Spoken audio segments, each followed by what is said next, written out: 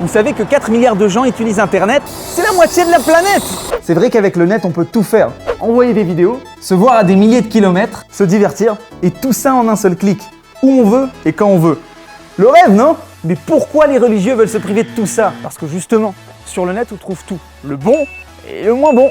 Premièrement, Internet donne accès à des contenus violents et inappropriés. Comme le montrent ces études. 70% des garçons ont déjà reçu une vidéo violente, obscène ou raciste sur leur mobile. Un ado sur 3 et des enfants sur 3 de 6 à 10 ans en ont été choqués. C'est quand même pas l'idéal. Deuxièmement, ce qu'on voit sur le net est anxiogène.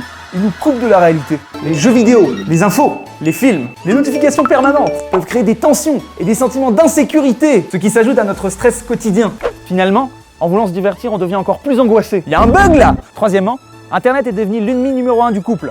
Le cabinet Lec Légal en Angleterre nous dit que Facebook serait à l'origine d'un divorce sur 3 pour 2 raisons. Son utilisation excessive nuit à la communication dans le couple. Par les réseaux sociaux, on peut entrer en contact avec n'importe qui, ce qui facilite les relations interdites.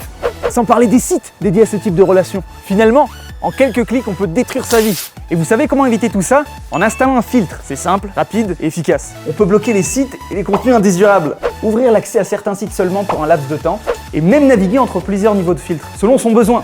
Et après, n'oubliez pas, 2 règles essentielles.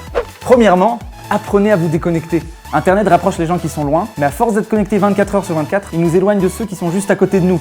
Deuxièmement, nos sages nous enseignent qu'il faut être acteur de notre vie. Utiliser son temps pour aider les autres, avoir des vraies relations sociales, mettre en place des projets. C'est ce qui nous rend vraiment heureux et nous remplit. Alors un conseil, faites passer le réel avant le virtuel. Bonne connexion sécurisée et soyez tous bénis.